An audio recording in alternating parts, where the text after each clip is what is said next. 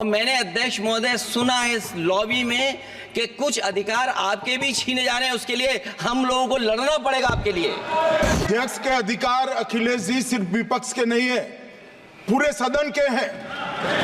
इस तरह की गोलमोल बात आप नहीं कर सकते हो।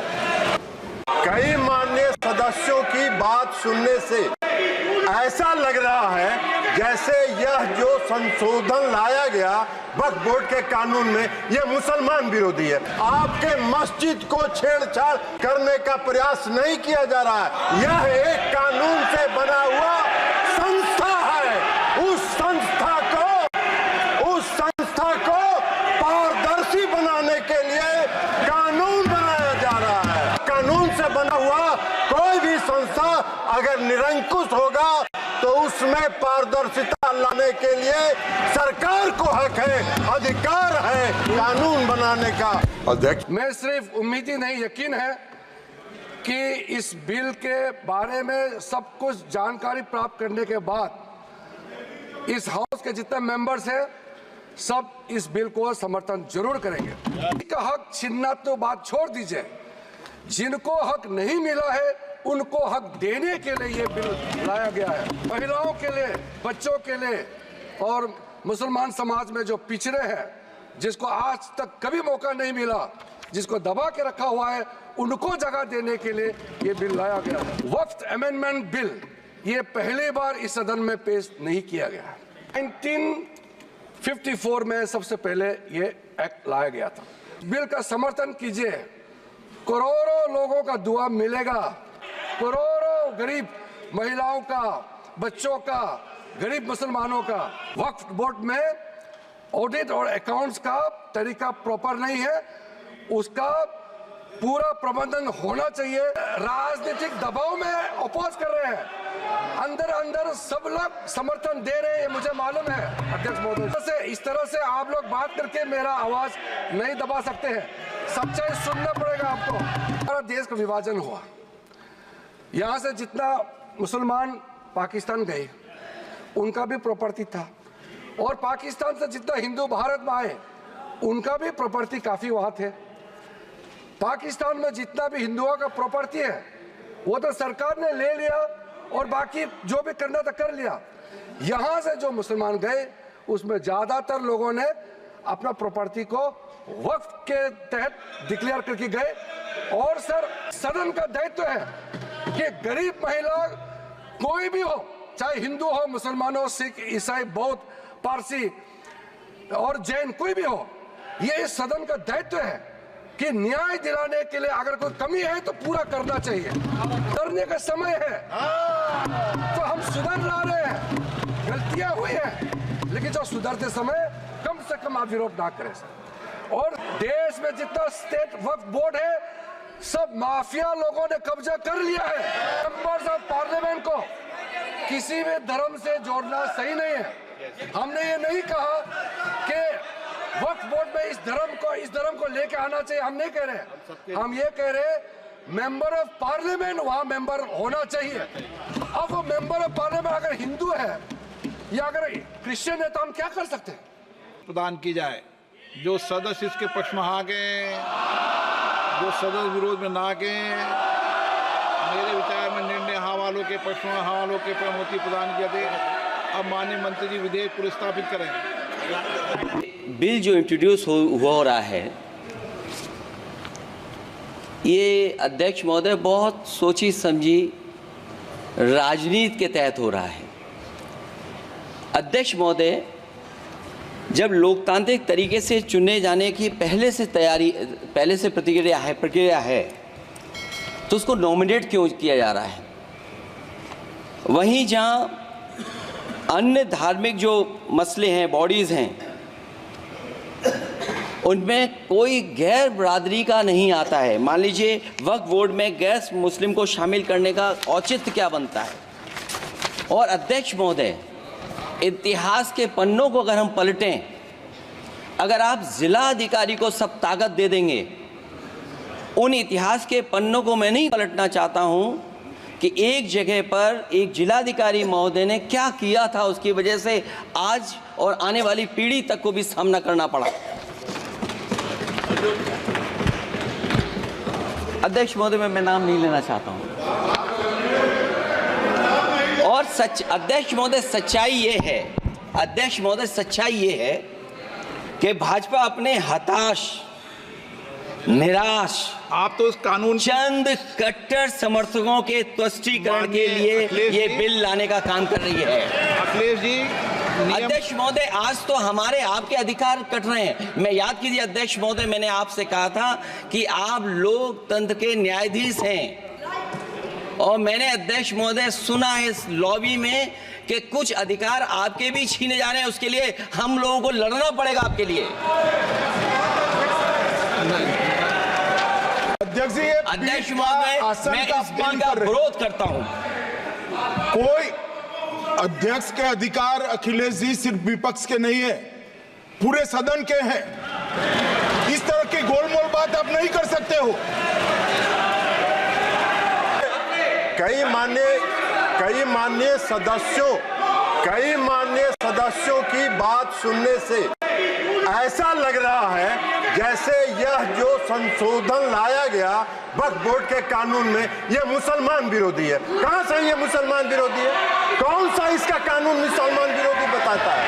यहाँ उदाहरण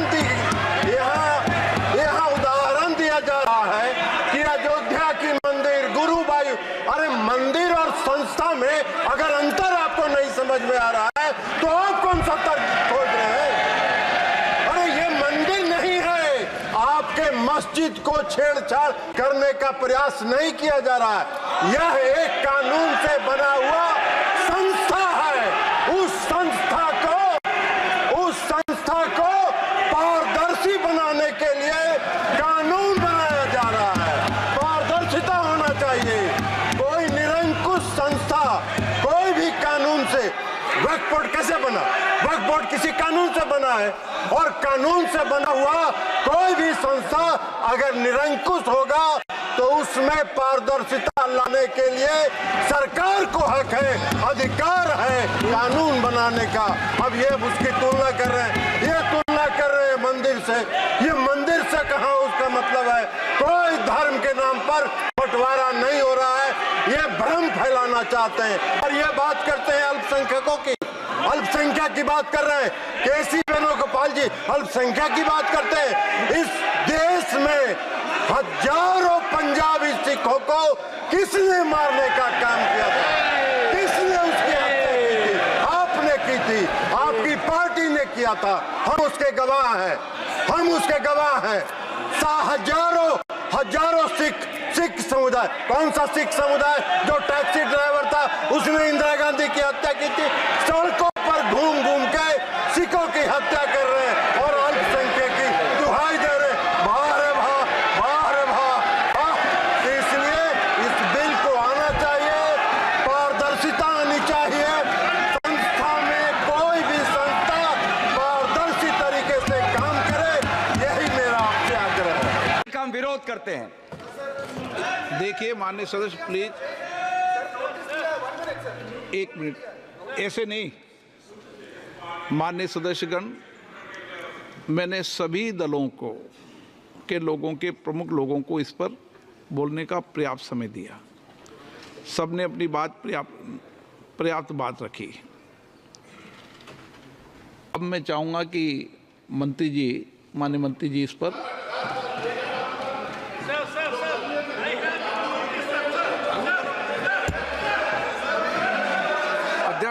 आदरणीय अध्यक्ष महोदय जी,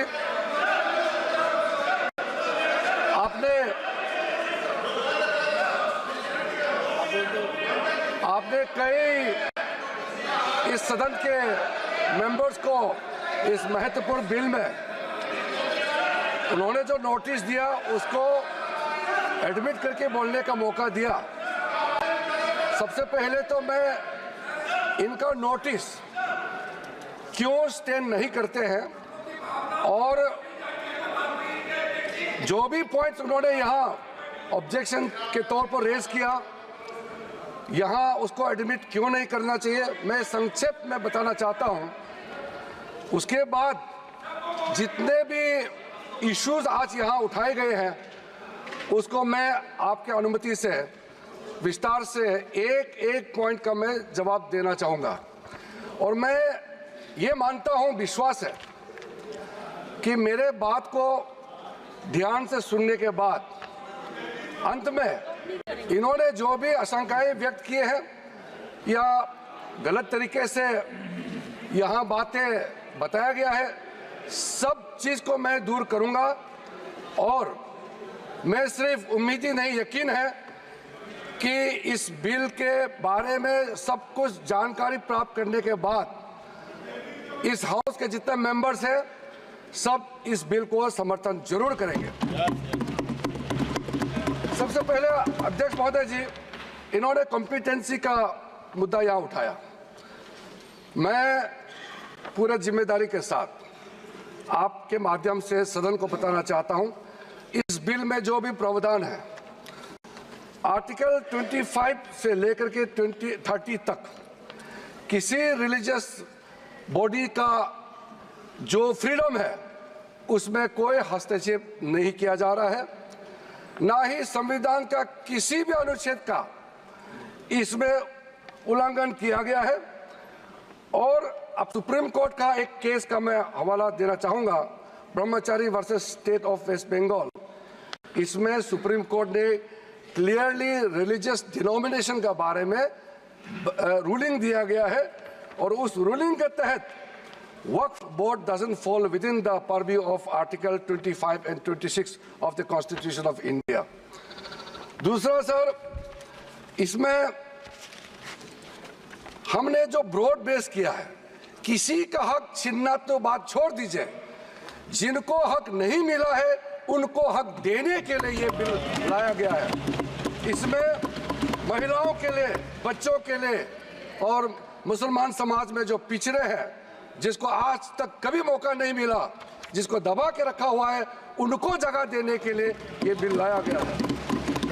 और सर, संविधान के कंकरेंस लिस्ट एंट्री नंबर 10 और 28 में आज के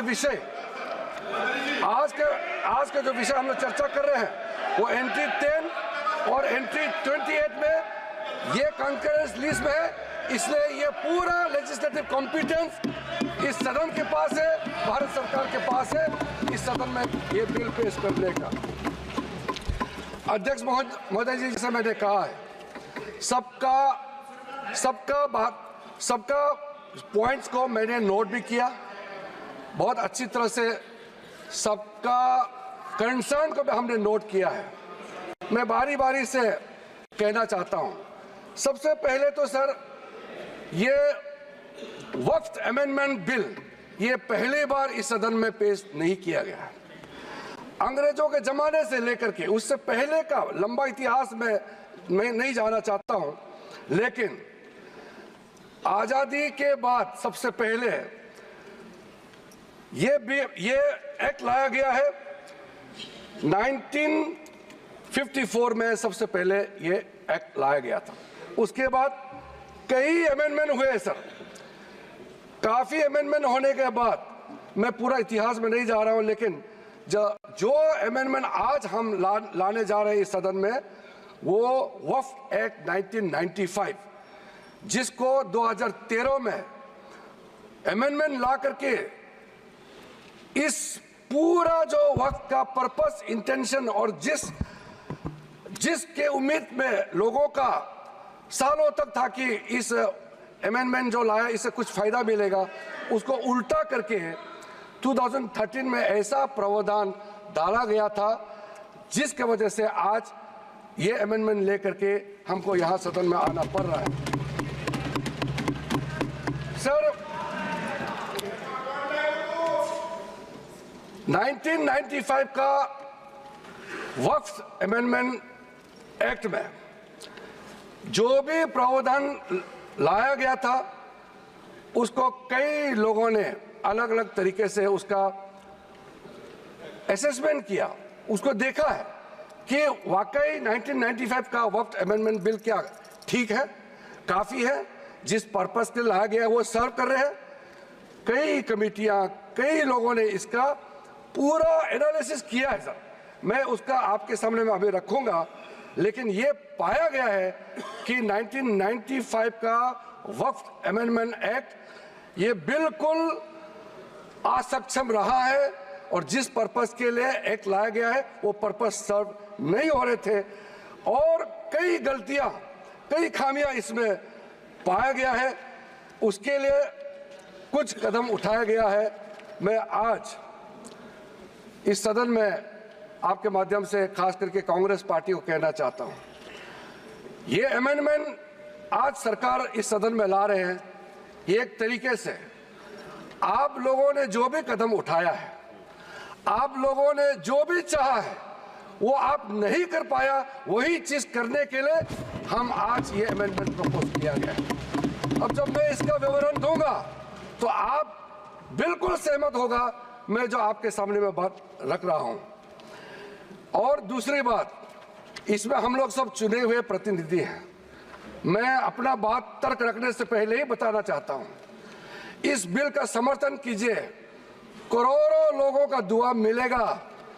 अगर आप विरोध करोगे, चंद लोगों ने पूरा वक्फ बोर्ड को कब्जा करके रखा हुआ है और आम मुसलमान लोगों को जो न्याय इंसाफ नहीं मिला उसको सही करने के लिए ये बिल लाया गया है। इतिहास में दर्ज होगा कि ये बिल को कौन कौन समर्थन किया है और किसने विरोध किया है, ये इतिहास में नाम दर्ज होगा। इसलिए इस बिल का विरोध करने से पहले आप सोचिएगा, करोड़ों गरीब महिलाओं का, बच्चों का, गरीब मुसलमानों का। सर, सबसे पहले मैं सर जो खामियां ये 2014 से लेकर के आज तक ये 1995 अमेंडमेंट एक्ट के बारे में मैं सिर्फ नहीं कह रहा हूं, हमसे पहले कांग्रेस के जमाने में भी कई यहाँ इस मुद्दे को लेकर के कमेटियां और अलग अलग जगह में इसका विवरण किया गया है। सबसे पहले सर 1976 में वक्फ इंक्वायरी रिपोर्ट पेश किया गया था और 1976 वक्फ इंक्वायरी रिपोर्ट में जो बड़ा रिकमेंडेशन आया, मैं आपके सामने में पढ़ के सुनाना चाहता हूं। 1976 वक्फ इंक्वायरी रिपोर्ट में कहा गया है, सारा वक्फ बोर्ड्स जो है मुतवालिस के कब्जे में चले गए हैं, उसको डिसिप्लिन करने के लिए प्रॉपर कदम उठाया जाना चाहिए। 1976 वक्फ इंक्वायरी रिपोर्ट का दूसरा रिकमेंडेशन है, लिटिगेशंस और केसेस जो आपस में मतभेद इतना ज्यादा है उसको सरल करने के लिए ट्राइब्यूनल सिस्टम को गठन होना चाहिए, उस समय का रिकमेंडेशन था। फिर उसने तीसरे पॉइंट ये कहा कि ऑडिट और अकाउंट्स, वक्फ बोर्ड में ऑडिट और अकाउंट्स का तरीका प्रॉपर नहीं है, उसका पूरा प्रबंधन होना चाहिए, ये उस समय का रिपोर्ट ने कहा गया है। और आखिरी में it recommended the reforms in the category of वक्फ अल औलाद, बच्चों के लिए जो हम वक्फ देते हैं उसको सुधार लाना चाहिए, ये 1976 का रिपोर्ट में कहा गया है। उसके बाद सर जो हम आज थोड़ा विस्तार में जिसको मैं बताना चाहता हूं, दो कमेटियों के बारे में। ये दो कमेटी कांग्रेस के समय में ही बनाया गया था। सबसे पहले high level committee under justice Rajendra Sachar, ये सर 9 मार्च 2005 में गठन किया गया था। यूपीए का सरकार आ चुके थे और ये स्पेसिफिक मुसलमानों के लिए, उनके वेलफेयर के लिए ये गठन हुआ। और सच्चर कमेटी का जो रिपोर्ट है ये हम सब मालूम है, मैं सिर्फ रेलेवेंट पोर्शन आज इस सदन में बताना चाहता हूं। सच्चर कमेटी का जो पहला रिकमेंडेशन है, इसमें कहा गया है एनुअल इनकम जितना वक्फ बोर्ड का प्रॉपर्टीज है 4.9 लाख रजिस्टर्ड वक्फ प्रॉपर्टीज, ये सिर्फ 163 करोड़ ही आमदनी जनरेट होता है। ये किसी भी रूप से जस्टिफाई नहीं किया जा सकता है और इसको एफिशिएंट तरीके से, मार्केट तरीके से, जिस तरीके से मैनेज होना चाहिए सारा वक्त प्रॉपर्टी को, अगर सही माने में उस समय उन्होंने कहा, उस सच्चर कमेटी ने, तो उस समय 12,000 करोड़ रुपया पर एनम मिलता है और उस समय जनरेट हो रहा था 162 करोड़। लेकिन मैं साथ साथ ये भी कहना चाहता हूं, क्योंकि वो कमेटी की रिपोर्ट है और मैं माइनॉरिटी अफेयर्स का मंत्री होने के नाते जो हम लोगों ने स्टडी किया है,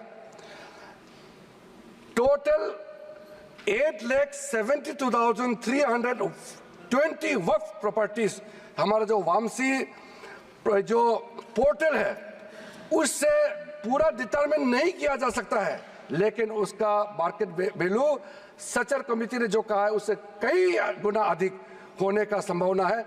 ये एक आम अंडरस्टैंडिंग की बात है, सबको मालूम है वक्फ के पास कितना प्रॉपर्टी है, वक्फ बोर्ड के पास, और कितना आमदनी है। दूसरा सर, सचर कमेटी का रिकमेंडेशन, सचर कमेटी ने, आप यूपीए का समय में ही आपने कमेटी का रिपोर्ट एक्सेप्ट किया, उसमें कहा गया कि अभी जो मौजूदा वक्फ बोर्ड है उसको ब्रॉड बेस किया जाना चाहिए। जो लोग मेंबर होते हैं, जो लोग इस कमेटी में, जिस वक्फ बोर्ड में है, उससे काफी नहीं है, इसलिए इसका ब्रॉड बेस होना चाहिए, रिप्रेजेंटेशन ज्यादा होना चाहिए। ये सचर कमेटी का रिपोर्ट का पहला नंबर पॉइंट है। इसमें सर दो महिला सेंट्रल वक्फ काउंसिल और स्टेट वक्फ बोर्ड्स में होना चाहिए, ये भी सचर कमेटी का ही रिकमेंडेशन है।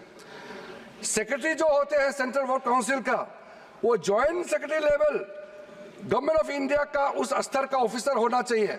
उसमें अंडर सेक्रेटरी का जूनियर ऑफिसर लेवल जो बनाया है उसको आप रैंक को जॉइंट सेक्रेटरी लेवल तक उसको उठाना चाहिए, ये उसी कमेटी का रिपोर्ट में आया है। और जो स्टेट में वक्फ बोर्ड है उसमें क्लास 1 ऑफिसर होना चाहिए। सचर कमेटी ने सीधा सीधा ये कहा है कि प्राथमिकता महिलाओं और बच्चों को दिया जाना चाहिए। हम आज का जो बिल आपके सामने में पेश कर रहे हैं, ये उसी सचर कमेटी का रिपोर्ट के अनुसार 100% हम यहाँ आपके सामने में लाया जा रहा है। और आपको तो खुश होना चाहिए, ये कमेटी आपने बनाया सर। सर ये सर हमने शांति से इनकी बात सुना। अध्यक्ष महोदय जी, ये सीनियर मेंबर है, इस तरह से बीच बीच में उठ के बोलना ठीक बात नहीं है, आपको तो नियम मालूम है। सर दूसरा कमेटी, जॉइंट पार्लियामेंट्री कमेटी, जो जॉइंट पार्लियामेंट्री कमेटी कॉन्स्टिट्यूट किया गया है, जिसका अध्यक्षता के रहमान खान जी, तो उस समय कैबिनेट मिनिस्टर भी रहे, माइनॉरिटी अफेयर्स मिनिस्ट्री का भी मंत्री रहा है, उनके डिप्टी स्पीकर भी रहा, डिप्टी चेयरमैन राज्यसभा में रहा है, और उन्हीं के अध्यक्षता में पूरा पार्टी के सदस्य हमारा भारतीय जनता पार्टी से भी मेंबर थे। उस जेपीसी में सर सीधा वक्फ बोर्ड के बारे में कहा गया है कोई इंफ्रास्ट्रक्चर ठीक तरीके से नहीं है, वहां मैन पावर टोटली इनसफिशिएंट है, इनकम्पिटेंट है, और फंड इतना कम है, सही मैनेज नहीं किया गया है। इस तरीके से वक्फ बोर्ड नहीं चल सकता है। दूसरा, मुतावालीज के बारे में कहा है कि लगता है सारा वक्फ बोर्ड का ध्यान किसको मुतावाली बनाना है और उसको कैसे हटाना है, इसी में केंद्रित है, इसलिए इसका प्रावधान को हटाना चाहिए। फिर कहा गया है डॉक्यूमेंट, महत्वपूर्ण डॉक्यूमेंट जितने भी हैं उसको प्रॉपर से मेंटेन करने का भी प्रावधान वक्फ बोर्ड में नहीं है, उसको किया जाना चाहिए। और वक्फ बोर्ड मौजूदा जितना है देश भर में उसको फिर से सर्वे होना चाहिए, और गरीब मुसलमानों के लिए और वक्फ बोर्ड का अपना अंदर में सही चीज का, चाहे वो लीगल मैटर हो और कोई भी चीज हो, उसका एक्सपर्ट्स, लॉयर्स, वहां उनका एक्सपर्ट लोगों का और भी लोगों को अंदर लाने का जरूरत है ताकि वो ज्यादा चुरुस्त दुरुस्त हो सके। जॉइंट पार्लियामेंट्री कमेटी का और सजेशन है, टोटल वक्फ बोर्ड को कंप्यूटराइजेशन करना चाहिए, डेटाबेस को सेंट्रलाइज करना चाहिए और म्यूटेशन रेवेन्यू रिकॉर्ड में होना चाहिए जितना भी वक्फ बोर्ड का प्रॉपर्टी है। ये सचर कमेटी ने और ये जॉइंट पार्लियामेंट्री कमेटी ने रिकमेंड किया। और सर आप सबको भी एक बार वो कमेटी का रिपोर्ट मैं आपको ही दे देता हूं ताकि आप भी पढ़े फिर से। और सर टोटल जो 1995 वक्फ एक्ट को फिर से मजबूती से रीलुक करना चाहिए, ये जॉइंट पार्लियामेंट्री कमेटी का ही रिपोर्ट है। और एक आपने अपॉइंट किया, अब देखिए जॉइंट पार्लियामेंट्री कमेटी का मेंबर, आपको मैं मेंबर का नाम भी दे देता हूं, चेयरमैन का तो नाम मैंने बता दिया, आपका वरिष्ठ नेता थे, आपने अपॉइंट किया।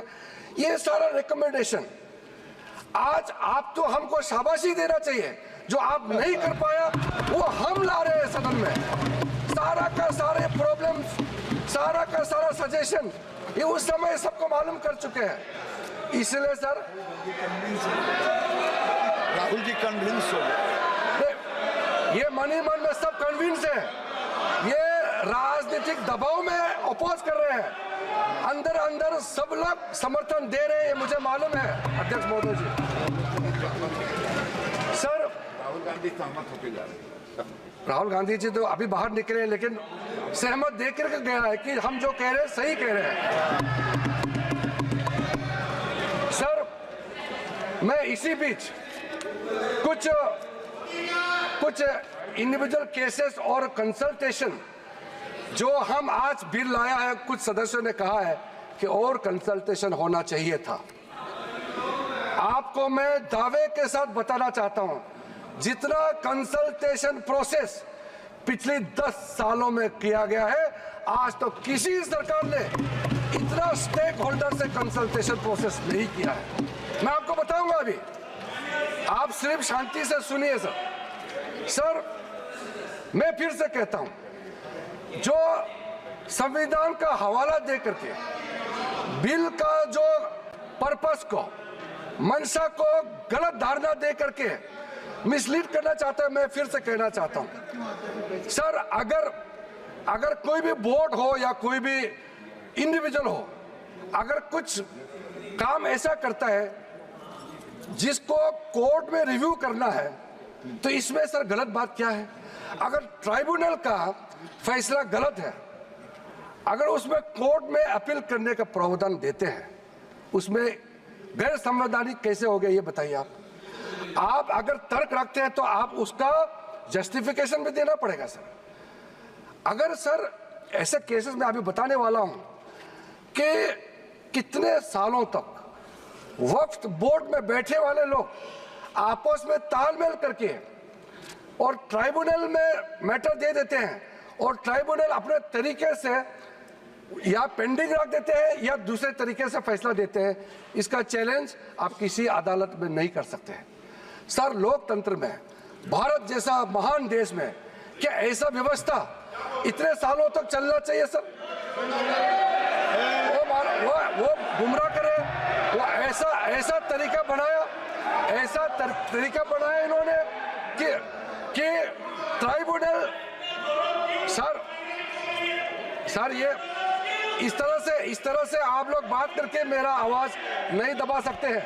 सच्चाई सुनना पड़ेगा आपको, क्योंकि सर तरीका ऐसा बनाया कि ट्राइब्यूनल का जजमेंट का रिव्यू नहीं हो सकता है। कितने कोर्ट में पेंडिंग है उतना अभी बताऊंगा सर। दूसरा इन्होंने संविधान का हवाला दिया सर, इन्होंने संविधान का बार-बार हवाला दिया।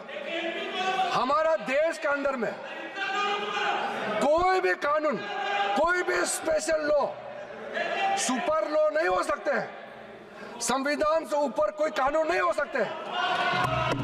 लेकिन आप सर इसमें प्रावधान देखिए, इस 1995 का वक्फ एक्ट में ऐसा प्रावधान है जिसका बाकी कानून के ऊपर में ओवरराइडिंग इफेक्ट था सर। क्या ऐसे कानून हमारे देश में होना चाहिए?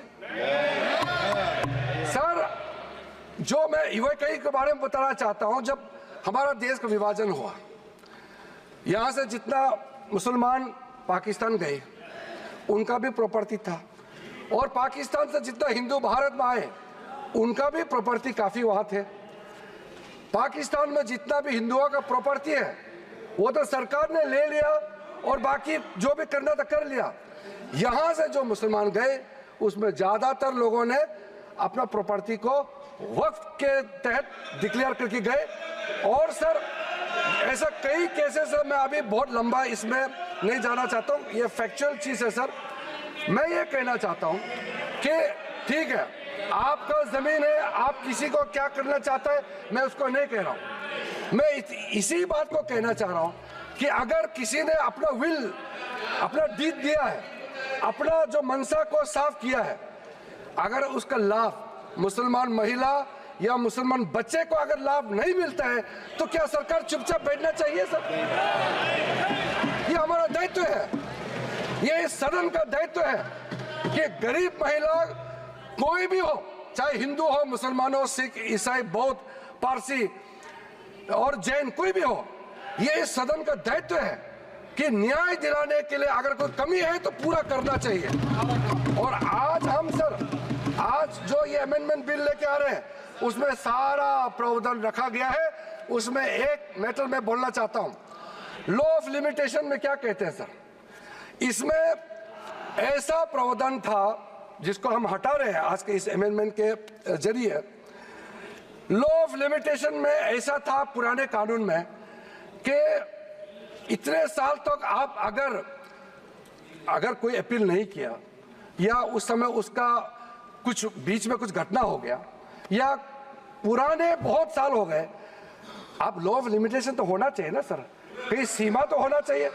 लेकिन इन्होंने ऐसा किया कि मान लो कोई खड़ा होकर कहेगा कि 500 साल पहले मेरा बाप दादा का इस जगह में कोई कार्यक्रम चलता था, नमाज पढ़ा था या किसी ने कुछ किया है, सिर्फ एक बात बताने पर पूरा वो जगह को वक्फ प्रॉपर्टी डिक्लेयर किया जाता था। ऐसा नहीं कर सकते।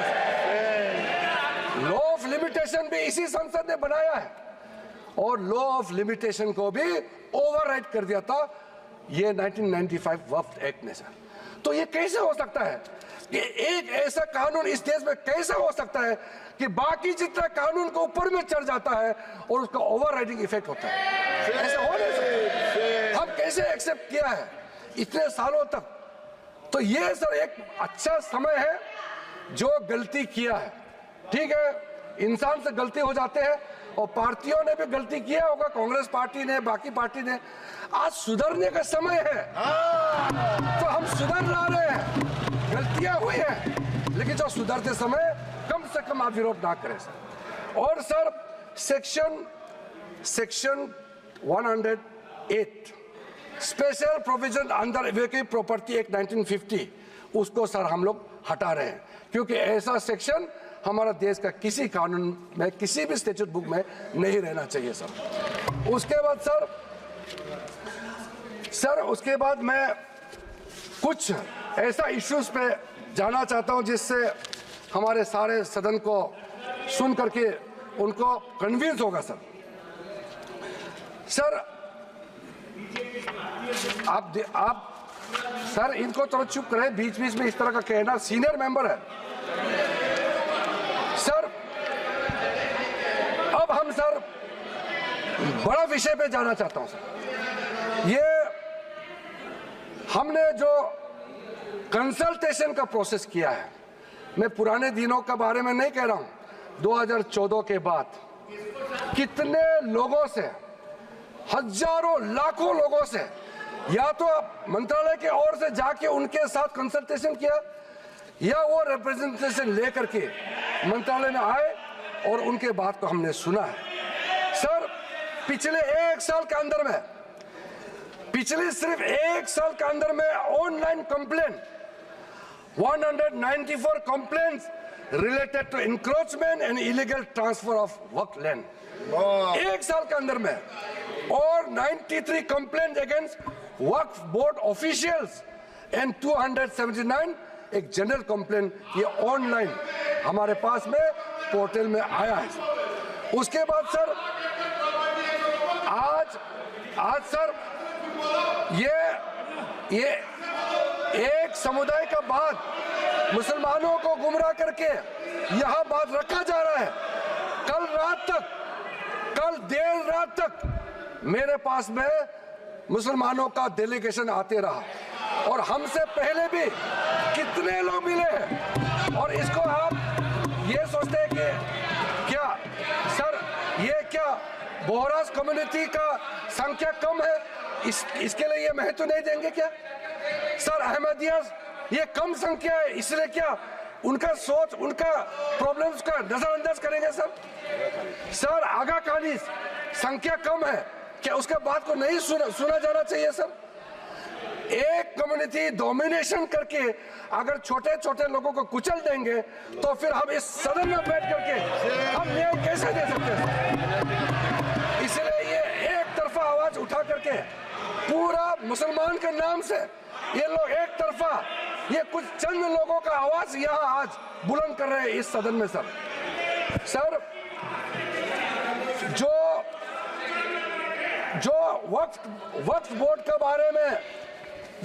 बारे में कई लोगों ने जिक्र किया है, लेकिन प्राइवेटली इसमें भी कई ऐसा नेता है जो मुझे आके कहा है कि देश में जितना स्टेट वक्फ बोर्ड है सब माफिया लोगों ने कब्जा कर लिया है। ये बहुत लोग कह रहे हैं, आज सदन में नहीं कह रहे हैं, सदन में अपना अपना पार्टी का दबाव या किसी के डर से या वोट बैंक का चक्कर से नहीं बोल रहा है, मगर प्राइवेटली हर एक मुसलमान आकर के कहता है नाम मत बताना नाम तो हम बताएंगे नहीं सर। मैं आप लोगों का पॉलिटिकल इशियर में खराब नहीं कर दूंगा। कौन सा एमपी ने मुझे आके बताया कि पार्टी विरोध कर रहा है लेकिन अंदर से हम साथ दे रहे हैं, मैं नाम नहीं लूंगा। मैं नाम लेकर के इन एमपी साथियों का पॉलिटिकल करियर को मैं बर्बाद नहीं करूंगा सर। कंसल्टेशन का जहां तक आता है सर, सबसे पहले बस हो गया सर। कंसल्टेशन हमने कई लेयर्स में कंसल्टेशन किया है सर, ऑफिशियल लेवल में, पॉलिटिकल लेवल में, स्टेट गवर्नमेंट का रिप्रेजेंटेटिव से और इंडिविजुअल लेवल में बहुत वाइड कंसल्टेशन देश भर में हम लोगों ने किया है सर। मुझे इस मंत्रालय में आए हुए अभी लगभग 2 महीने हुए हैं, लेकिन जो कंसल्टेशन प्रोसेस हमारे से पहले जो मंत्री थे इस मंत्रालय के, सब लोगों ने बहुत बारीकी से समस्याओं का भी पहचान किया और कंसल्टेशन प्रोसेस भी बहुत ब्रॉड बेस किया है सर। कुछ कंसल्टेशन के बारे में मैं आपको जरूर बताना चाहता हूं सर। 2015 के बाद एक्टिव कंसल्टेशन का प्रोसेस शुरू हुआ है। ऐसा मत सोचिए ये 2024 में वक्फ बोर्ड अमेंडमेंट बिल लेकर के अचानक आया, मत सोचिए। ये मैं आपको बताने वाला कितना एक्सटेंसिव एक्सरसाइज कंसल्टेशन करके आज ये बिल आपके सामने में पेश कर रहे हैं सर। इसमें सर अलग अलग समुदाय के जितना मैंने नाम लिया सर, अहमदियास है, बोहरास, पसमंदास, आगा खानीज, वुमेन रिप्रेजेंटेटिव्स और जितने पिछड़े मुसलमानों के अंदर में सबसे लेकर के 19 स्टेट और यूनियन टेरिटरी के वक्फ बोर्ड के चेयरमैन, सीईओस और उनके और भी ऑफिशियल रिप्रेजेंटेटिव सबसे बात शुरू किया है सर। 2015 में पटना में कंसल्टेशन प्रोसेस किया, फिर उसके बाद में 16 अप्रैल में नई दिल्ली में, फिर 12 तारीख अक्टूबर 2015 में श्रीनगर जम्मू कश्मीर में इसका कंसल्टेशन का बैठक हुआ। उसके बाद 2015 में 11 नवंबर का दिल्ली में, फिर उसके बाद 7 जनवरी 2017 में फिर दिल्ली में, 8 मार्च 2018 दिल्ली में, इस तरीके से फिर 13 जुलाई 2023 में मुंबई में, उसके बाद 2024 जुलाई 23 में फिर लखनऊ में, उसके बाद फिर 7 नवंबर 2023 नई दिल्ली में सर। और ये जो प्रोसेस है लखनऊ उत्तर प्रदेश में ही है अखिलेश जी, लखनऊ उत्तर प्रदेश का राजधानी है सर।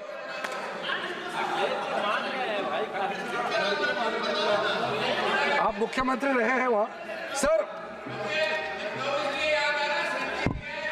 सर 2023 जो लेटेस्ट कंसल्टेशन जो हुए हैं, मैं थोड़ा सा इसके बारे में बताना चाहता हूं। इसमें सर जनरल पब्लिक जो आम मुसलमानों के साथ चर्चा हुई, क्योंकि हमारा मंत्रालय ने खुले मन से कहा कि इंडिविजुअल लेवल में भी आपका कोई इश्यू है, आप आ सकते हैं, आप बात रख सकते हैं, मंत्री के साथ मुलाकात कर सकते हैं और अधिकारियों के साथ आप मिल सकते हैं। उस समय सर मुंबई में representative from the general public के साथ साथ और भी ऑफिशियल से भी हमारी बैठक हुई और उसमें स्टेट वक्फ बोर्ड को इम्प्रूव करने के लिए और कदम क्या क्या उठाना चाहिए उसका सुझाव वहां में आया।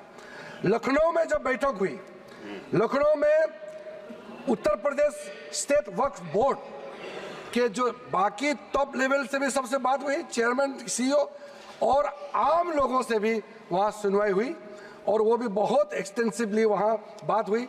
और वहाँ ये वामसी पोर्टल, आपका जो इंफॉर्मेशंस वगैरह जितना हम शेयर करते हैं, ये सब के बारे में, वक्फ बोर्ड के प्रॉपर्टी के बारे में, कैसे उसका यूटिलाइजेशन होना चाहिए, कैसे मेंटेनेंस होना चाहिए, सारा चर्चे हुए, रिकमेंडेशन दिए कि ये अमेंडमेंट का जरूरत है। आपके लखनऊ से भी रिकमेंडेशन आया है। उसके बाद सर दिल्ली में मंत्री जी का अध्यक्षता में जो सेंट्रल वक्फ काउंसिल का चेयरपर्सन होती है, उनकी अध्यक्षता में यहाँ दिल्ली में बैठक हुए, विज्ञान भवन में बैठक हुए और उसमें काफ़ी इश्यूज है जो मैंने आपके सामने में रखा। सारे के सारे इश्यूज उसी दौरान हर स्टेट, मैं अधिकारी का नाम नहीं बताऊंगा मगर मैं स्टेट का नाम जरूर बताना चाहता हूं। आंध्र प्रदेश से आए, आप सुनने का क्षमता रखेंगे तो मैं तो, आप लोगों ने इतना सवाल किया, मुझे तो लगता है कि कम से कम 3 घंटा मुझे बोलना चाहिए। इतना आप लोगों ने गलत धारणा यहाँ में फैलाया है सर। आंध्र प्रदेश, असम से, बिहार में सुन्नी वाला आए, दिल्ली का, गुजरात, हरियाणा, हिमाचल प्रदेश, जम्मू कश्मीर, कर्नाटका, मध्य प्रदेश, महाराष्ट्र, उड़ीसा, पंजाब, राजस्थान, तमिलनाडु, त्रिपुरा, तेलंगाना, उत्तराखंड और उत्तर प्रदेश का शिया और उत्तर प्रदेश सुन्नी दोनों इस बैठक में पार्टिसिपेट किया। और पूरा डिटेल में ये जो आज हम अमेंडमेंट बिल लेके यहाँ आए हैं, ये सारे चीजें आपके हर एक स्टेट का जब आपका प्रतिनिधि आए, सभी ने ये कंसर्न रेज किया है और उसी को एड्रेस करके आज आपके सामने में मैं लेखा जोखा पेश कर रहा हूं सर। और सर मैं आपको ये भी बताना चाहता हूं कि ये जो वक्फ बोर्ड के बारे में आप जो बचाने का इतना जो कोशिश कर रहे हैं, इनका खिलाफ पूरा मुसलमान समाज के अंदर में वक्फ बोर्ड का जो मैनेजमेंट है और ट्राइब्यूनल के खिलाफ भी कितना आक्रोश है आपको अंदाजा नहीं है। इसमें सर इंडिविजुअल केसेस, मैं कुछ केसेस आपको सामने में जरूर बताना चाहूंगा ताकि वो दर्द आप भी महसूस करें।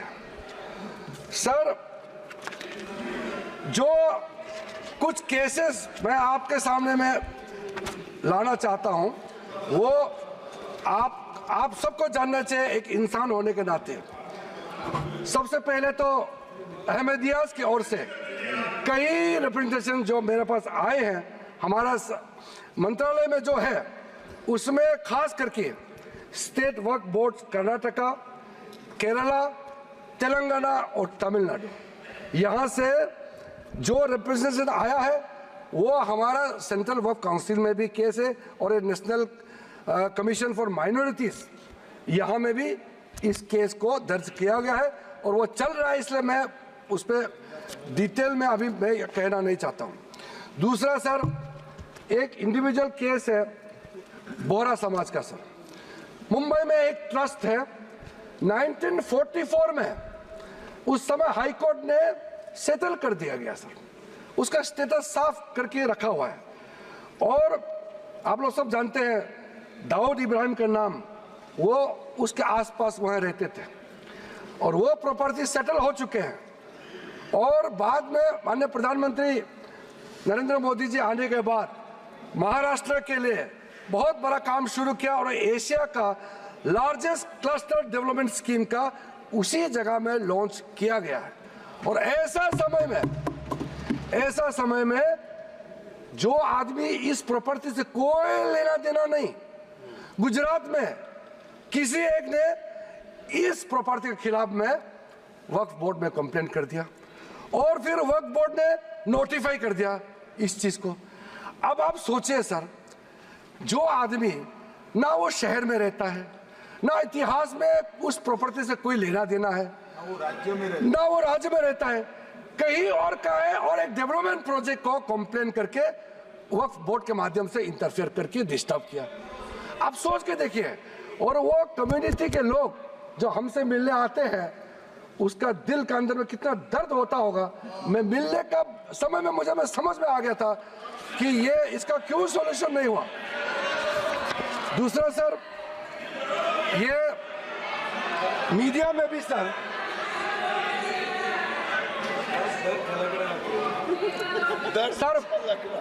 मीडिया के अंदर में काफी चर्चा हुई है ये केस जो मैं आपको बताने वाला हूं। तमिलनाडु के अंदर में तिरुचेंतुराई इन तिरुचिरापल्ली डिस्ट्रिक्ट है तमिलनाडु में। वहां 1500 साल पुराना सुंदरेश्वर टेम्पल मंदिर वहां मौजूद थे और वहां बेचारे एक वहां के गांव में रहने वाले, उसको पता भी नहीं है, वो अपना जमीन बेचने के लिए 1.2 एकड़ जो बेचने के लिए गए तो आप बताया गया कि आपका गांव तो वक्फ का जमीन है। आप सोचिए, पूरा गांव को वक्फ प्रॉपर्टी डिक्लेयर कर दिया गया है। आप सोचिए, वो गांव का इतिहास 1500 साल पुराना है और सारे के सारे गांव को वक्फ का प्रॉपर्टी डिक्लेयर कर दिया गया है। इस तरह का जो चीज होते हैं इसमें धर्म मत देखिए, इसको इस देश का नागरिक होने के नाते विशेष रूप से हम लोग सब सांसद है इस सदन में, मेंबर ऑफ पार्लियामेंट होने के नाते ये कौन सा स्टेट है, तमिलनाडु हो या उत्तर प्रदेश हो, ये मत देखिए। ये कैसा इस तरह का घटना हो गया कि आपको ये चिंता नहीं होते? आपको ये सब घटना सुन करके ये चिंतित होना तो स्वाभाविक होना चाहिए। सर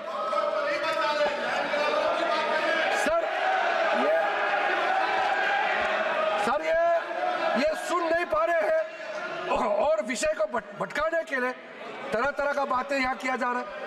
सर, सूरत म्युनिसिपल कॉर्पोरेशन के बारे में सोचिए, ये सब कोई प्राइवेट लैंड तो है ही नहीं। सूरत म्युनिसिपल कॉर्पोरेशन का पूरा हेडक्वार्टर को वक्फ प्रॉपर्टी डिक्लेयर कर दिया गया है। आप सोचिए सर, ये कैसे कर सकता है? आप सोच सकते हैं क्या? देखिए, मैं बाय डेफिनेशन मैं एक बौद्ध हूं, मैं हिंदू भी नहीं हूं, मैं मुस्लिम भी नहीं हूं, मैं क्रिश्चियन भी नहीं हूं, लेकिन मैं सब धर्म को मानता हूं। लेकिन इसको आप लोग बार बार धर्म को लेकर के मत देखिए। कोई भी इस देश का नागरिक, सरकारी जो म्युनिसिपल कॉर्पोरेशन क्या किसी का प्राइवेट प्रॉपर्टी है? हो सकता है। म्युनिसिपल प्रॉपर्टी का जमीन आप कैसे वक्त डिक्लेयर कर सकते हैं सर? राजा, आप बैठिए, डिस्टर्ब मत कीजिए, फायदा नहीं है। मैं अभी यील्ड नहीं करूंगा सर। मैंने शांति से आप लोगों का बात सुना है सर कर्नाटका स्टेट का तो कमाल है सर, आप सुनिए ध्यान से। कर्नाटका स्टेट का 2012 में कर्नाटका माइनॉरिटी कमीशन का रिपोर्ट का सुनिए। जो रिपोर्ट मेरे सामने में आए हैं 2012 में कर्नाटका स्टेट माइनॉरिटी कमीशन की रिपोर्ट में कहा गया कि कर्नाटका वक्फ बोर्ड ने 29,000 एकर्स ऑफ लैंड को कमर्शियल पर्पस में कन्वर्ट कर दिया। और इसको अगर आप हिसाब किताब करोगे तो आप समझ सकते हैं। लेकिन सबको मालूम है वक्फ प्रॉपर्टी को किस पर्पस में आप इस्तेमाल कर सकता है। ये रिलीजियस पर्पस के लिए, चैरिटेबल पर्पस के लिए और पायस पर्पस के लिए यूज कर सकते हैं, लेकिन आप मनमानी कर रहे हैं। तो एक कर्नाटका स्टेट वक्फ बोर्ड का इतना मनमानी कर रहे थे, तो कम से कम बाकी तो नहीं सही, कम से कर्नाटका से जितना कांग्रेस एमपी तो कम से कम बोले ना इसमें। ये आंखों के सामने में इतना बड़ा घपला हो रहा है सर। एक इंडिविजुअल केस फिर मैं साइड करना चाहता हूं सर, डॉक्टर बारिये बुशरा फातिमा का केस सर। ये लखनऊ का है अखिलेश जी, ये चिंता नहीं करो। और ये शायद आप मुख्यमंत्री थे तो उस समय ये आपको किसी ने बताया नहीं क्या? बेचारे वो महिला अपने बच्चे के साथ में किस मुश्किल हालात में जी रहे हैं, किस मुश्किल हालात में जी रहे हैं। लेकिन अगर हम वक्फ बोर्ड का जो अभी सिस्टम है अगर अमेंडमेंट नहीं किया गया तो जो प्रॉपर्टी इनका पिताजी जो अगर गुजर जाएंगे तो ये सारा प्रॉपर्टी उसको और उसको बच्चे को नहीं मिलेंगे। तो क्या हम इंटरवेन नहीं करना चाहिए ऐसे समय में? उनको इंसाफ देने के लिए क्या हमको कदम नहीं उठाना चाहिए?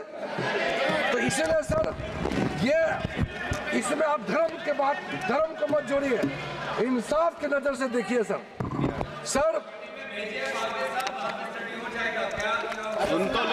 देखो ये कांग्रेस वाले का यही प्रॉब्लम है, सवाल उठाया और जब मैं क्लैरिफिकेशन दे रहा हूं फिर बताते हैं कि इसको कमेटी में चर्चा करेंगे। सर इल्जाम लगा करके भागने का कोशिश मत करो सर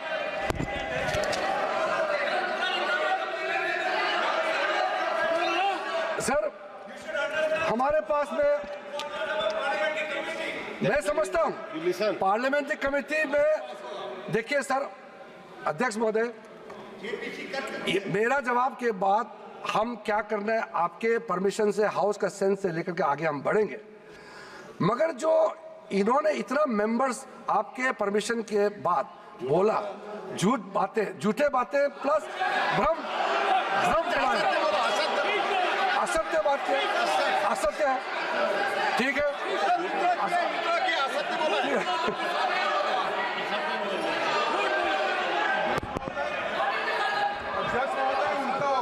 वाजिब है, झूठ शब्द प्रयोग यहाँ नहीं हो सकता, सत्य नहीं है ऐसी बातें जो बताए इससे रिप्लेस कर लेना।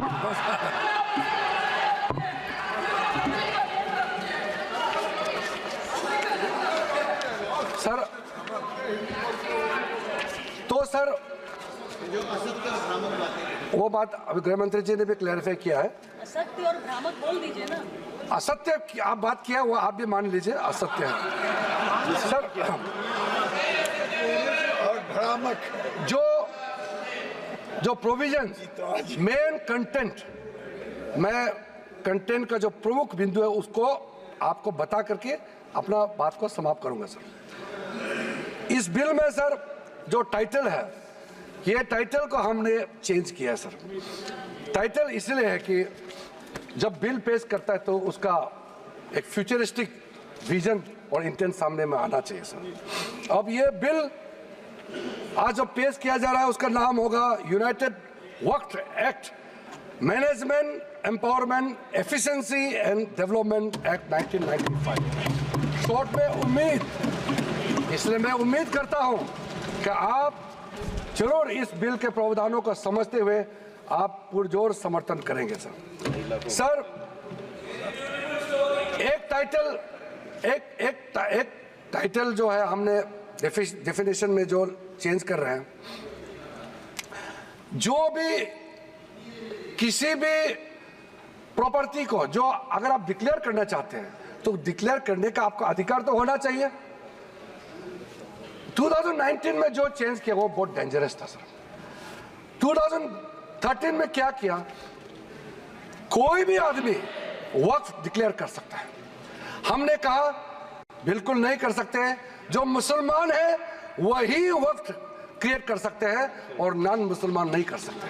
नहीं तो सर ये फ्यूचर में जब जवाब देते समय हम डिटेल बोलेगा कि इसका डेंजरस कॉनोटेशन क्या हो सकता है।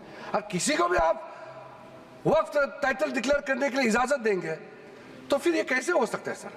इसलिए हमने पुराना सिस्टम, ये 2013 का हम पुराने सिस्टम में पुराना डेफिनेशन में वापस जा रहे हैं सर। अब सर इन्होंने कलेक्टर्स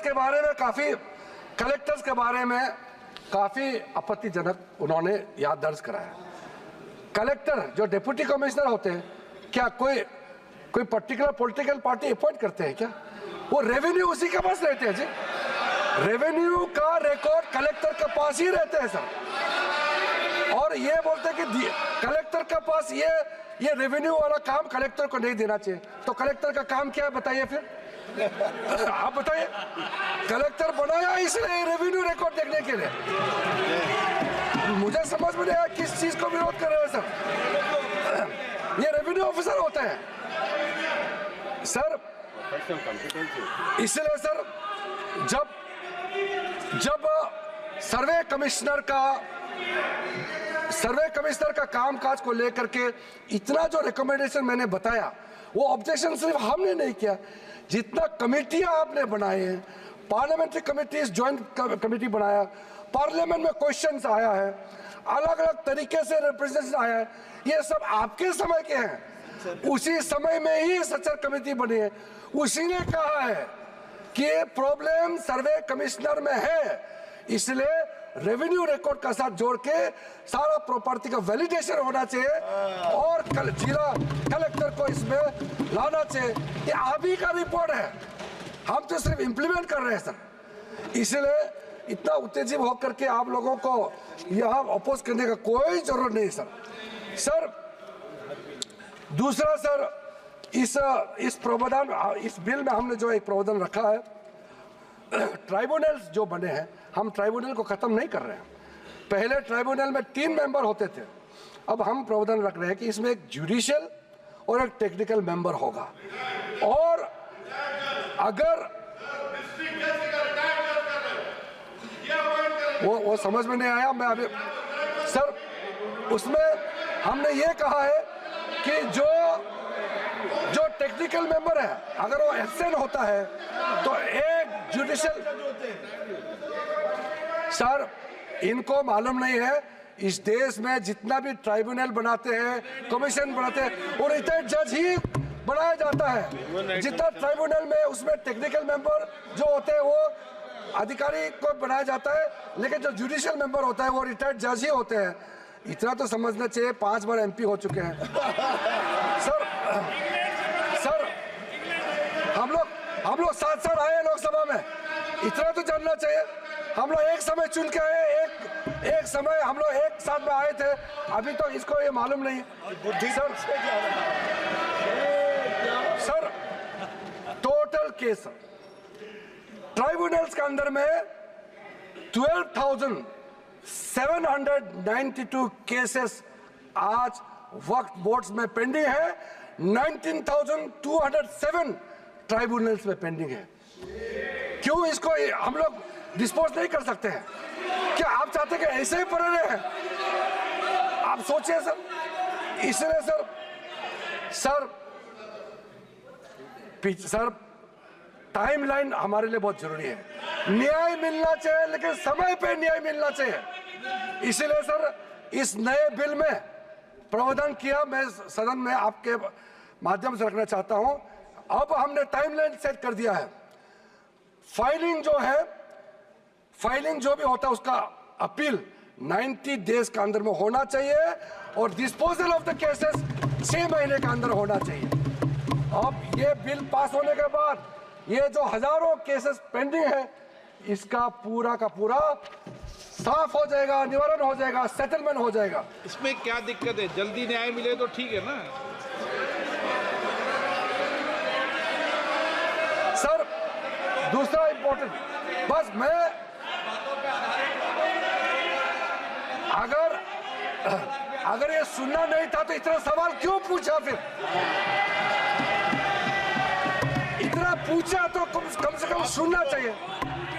आप सवाल पूछ के भाग जाना चाहते हो, ऐसा हम करने नहीं देंगे।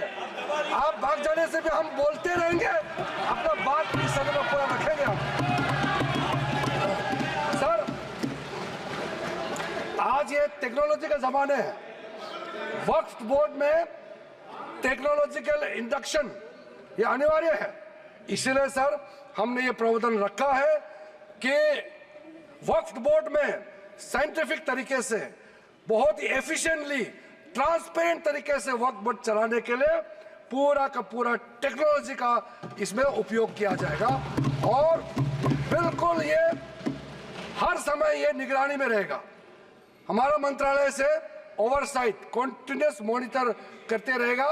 वक्फ प्रॉपर्टी का सारा प्रावधान ये प्रावधान किया गया है। सर एक पोर्टल सर सेंट्रल गवर्नमेंट का पोर्टल है, उसमें सारा अकाउंट्स का फॉर्मेट होगा और साथ साथ में जो मुतावाली से जिसका खिलाफ इतना कंप्लेंट करते हैं उसको अकाउंटेबल बनाया गया है कि गलत काम करेगा तो उसका खिलाफ कार्रवाई होगा। सर और सर मंत्रालय ने ये सारा पोर्टल को गति शक्ति इकोसिस्टम के साथ हम लोगों ने इंटीग्रेट करने का ऑलरेडी प्रोसेस शुरू कर चुके हैं। सर एक बहुत महत्वपूर्ण जो मैं कहते हुए मुझे अच्छा लग रहा है, अब जो नया बोर्ड होगा सर, सेंट्रल वर्क काउंसिल और स्टेट वर्क बोर्ड होगा, इसमें महिलाओं का रिप्रेजेंटेशन अनिवार्य हो गया है। महिला इसमें रहेंगे और इसमें मुस्लिम महिला और जितना अलग डिनोमिनेशन है, बोहरास, आगा खानीज और अदर बैकवर्ड क्लासेस अमंग्स मुस्लिम, इनको भी हमने बोर्ड में स्थान देने का निर्णय किया गया। अब हम लोग सब यहाँ मेंबर ऑफ पार्लियामेंट है। हमारा कॉन्स्टिट्यूंसी में हर धर्म के लोग हैं। अभी ये दादा बोल रहे थे कि मेरा कॉन्स्टिट्यूंसी में मुसलमान है क्या? मेरे कॉन्स्टिट्यूंसी में बहुत मुसलमान वोटर है। सो गए इसको बताइए। ऐसे आप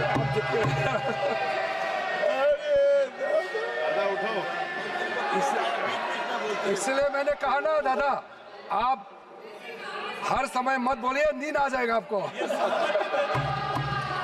सर थक जाते हैं हम लोग। सर जो महत्वपूर्ण बात मैं कहना चाहता हूं सर, मैं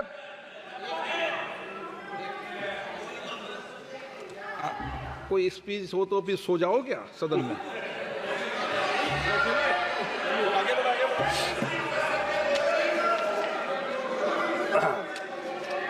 वो कल रात क्या कर रहे थे मैं नहीं पूछूंगा उसको। सर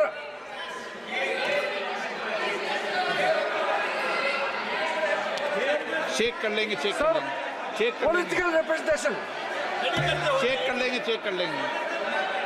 ब्रोदर पॉलिटिकल रिप्रेजेंटेशन हमारे लिए जरूरी है। हो गया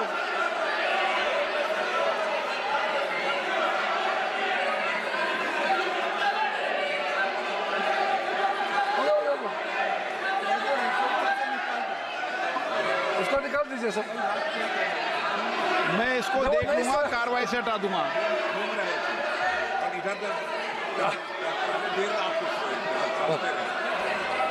और रात भर पढ़ रहे थे, किताब पढ़ रहे थे, मैं क्या कर सकता हूँ? मैंने उसको कार्रवाई से हटा दिया है। Please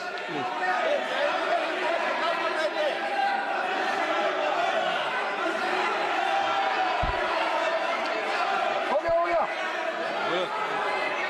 sir. मैं पॉलिटिकल रिप्रेजेंटेशन के बारे में कहना चाहता हूँ। हम सबका कॉन्स्टिट्यूंसी में हिंदू भी हो सकता है, मुसलमान हो सकता है, क्रिश्चियन हो सकता है, बौद्ध हो सकते हैं, पारसी, सिख सब हो सकते हैं। इसलिए मेंबर्स ऑफ पार्लियामेंट को किसी भी धर्म से जोड़ना सही नहीं है। हमने ये नहीं कहा कि वक्फ बोर्ड में इस धर्म को लेके आना चाहिए, हम नहीं कह रहे। हम ये कह रहे मेंबर ऑफ पार्लियामेंट वहां मेंबर होना चाहिए। अब वो मेंबर ऑफ पार्लियामेंट अगर हिंदू है या अगर क्रिश्चियन है तो हम क्या कर सकते हैं?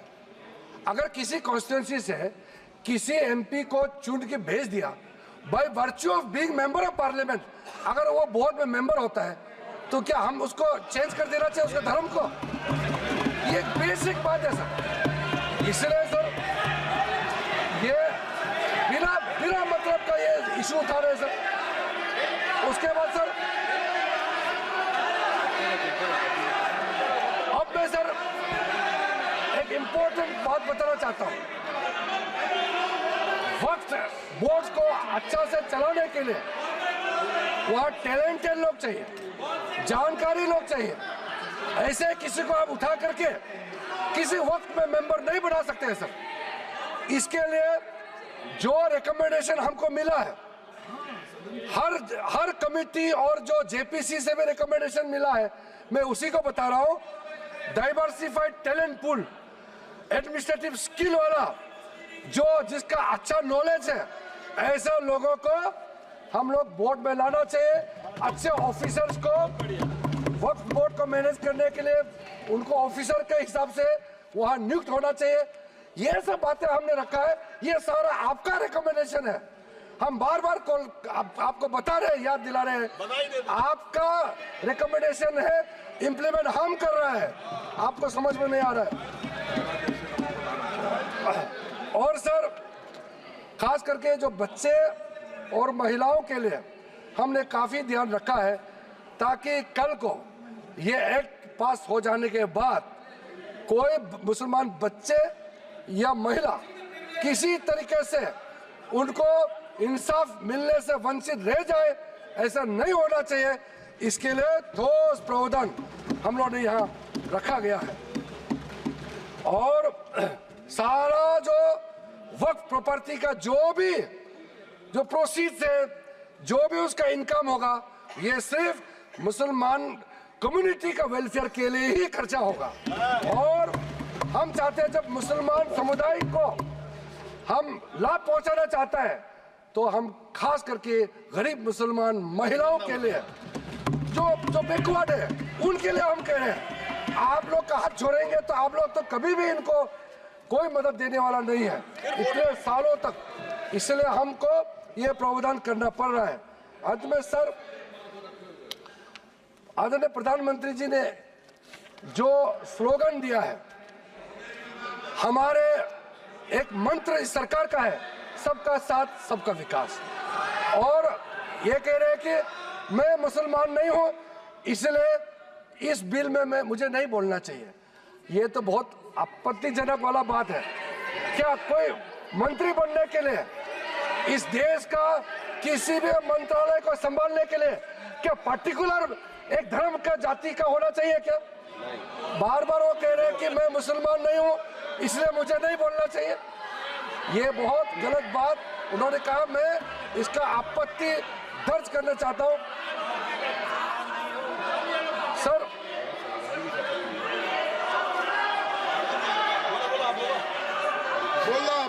इसलिए सर इस बिल को इस सदन में रखते समय मुझे बहुत ही खुशी तो मिल रही है, साथ साथ में एक भावना भी है मेरे मन में कि एक नॉन मुस्लिम, मैं खुद माइनॉरिटी हूँ, नॉन मुस्लिम हूँ, लेकिन मुसलमानों का वेलफेयर के लिए ये बिल रखने का मौका मिल रहा है। ये मेरे लिए एक सौभाग्य की बात है।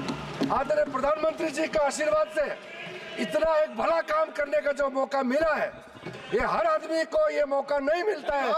इसलिए मैं अपने आप को मैं बहुत ही भाग्यवान मानता हूँ, क्योंकि हर रोज हम लोग काम करते हैं, इस सदन में बैठ करके 12 बजे तक, रात तक हम लोग डिबेट डिस्कशन करते हैं। कभी कभी ऐसा मौका मिलता है जो सदियों तक याद रखेगा कि ऐसा काम किसी किसी सरकार को, किसी मंत्री को बात रखने का मौका मिलता है। सर, मेरा पास और भी पॉइंट बहुत है, लेकिन जैसे हमारे कांग्रेस के साथियों ने और कई लोगों ने भी रिक्वेस्ट किया है, मैं मानता हूं कि जो प्रमुख रूप से जो मुद्दा, जो ऑब्जेक्शन रेज किया गया, उसका हमने रिप्लाई कर दिया गया है। और बिल में जितना भी प्रावधान, जितना सेक्शन हमने या डिलीशन किया, एडिशन किया या अमेंड किया, सारे के सारे प्रावधान को हम उचित समय पर और विस्तार से आपके सामने में रखूंगा। ये मेरा आखिरी भाषण नहीं है, इसलिए आप लोगों ने इतना आपत्ति आप लोगों ने दर्ज किया, लेकिन मैंने उसका सिर्फ 50% ही रिप्लाई किया है। अभी 50% और भी जवाब देना बाकी है, लेकिन आदरणीय अध्यक्ष महोदय जी का परमिशन से आज आप लोगों को भी इतना सवाल उठाने का मौका दिया, इतना और ज्ञान मुझे भी आपके जितना भी आशंकाएं हैं दूर करने का मौका दिया। अध्यक्ष महोदय जी, इसी शब्दों के साथ मैं आपसे अनुमति चाहता हूं कि इस बिल को मैं इस सदन में इंट्रोडक्शन के रूप में पेश करूं। नहीं, माननीय सदस्य, जो सदस्यों की भावना है कि आप इस पर और डिटेल चर्चा करना चाहते हैं, इस विषय कुछ बोलना चाहते हैं आप? सर, जैसे कि हम लोग बहुत ही ओपन माइंडेड, बहुत ही डेमोक्रेटिक तरीके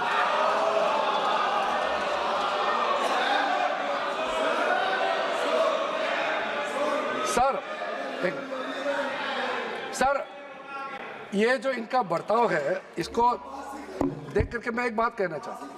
हम तो नए नए एमपी बन के आए थे, हम पीछे बैठते थे पुराने सदन में। जब यूपीए का नया सरकार बना था, हम लोगों ने कुछ रिक्वेस्ट किया, और सदन में उनके नाम नहीं लेना चाहता हूं, जो सीनियर लीडर है, उन्होंने सदन में उठ के कहा, आप लोग का काम अपोज करना है, लेकिन सरकार सुने ना सुने सरकार का मर्जी है। उस समय आप लोग कहते थे। आज हम इतना खुले दिल से कह रहे हैं कि आपने रिक्वेस्ट किया, सारा सदन सबने कहा कि इस बिल पे और भी चर्चा होना चाहिए, स्क्रूटनी होना चाहिए। क्यों नहीं? हम इसके लिए भागने वाला नहीं है, क्योंकि इसमें हमारा मनसा साफ है, हमारा कदम साफ है। किस चीज से डरना है? किसी भी कमेटी में जाके इसको स्क्रूटनी करना है, हम स्वागत करते हैं सर, इसमें पीछे हटने का सवाल नहीं है। जब हम छुप के कोई गलत काम करता है तब भागते हैं, हम भागने वाला नहीं है। इसलिए अगर किसी कमेटी में जाना है, हम सर अपने सरकार की ओर से हम पक्ष रखना चाहते हैं कि ज्वाइंट पार्लियामेंट्री कमेटी गठन करके इस बिल को रेफर किया जाए, और फिर ऑल पार्टी अपने संख्या के हिसाब से वहां पे विस्तार से चर्चा करें, और स्टेक होल्डर से बुला करके जो भी सुनना है, आप इस कमेटी को अधिकृत रूप से यहाँ से आप पास कर दीजिए। और भविष्य में हम खुले मन से इस तरह का आपका सजेशन हम जरूर सुनेंगे, लेकिन देश के लिए जो सही है हम जरूर करेंगे। इसी बातों के साथ आपको बहुत बहुत धन्यवाद देना चाहता हूं। प्रश्न ये कि विधेयक को पुनर्स्थापित करने की अनुमति प्रदान की जाए। जो सदस्य इसके पक्ष में आ गए, जो सदस्य विरोध में ना गए, मेरे विचार में निर्णय हाँ वालों के पक्ष में, हाँ वालों के पर अनुमति प्रदान किया दे। अब माननीय मंत्री जी विधेयक पुनर्स्थापित करें। Sir, I introduce the bill.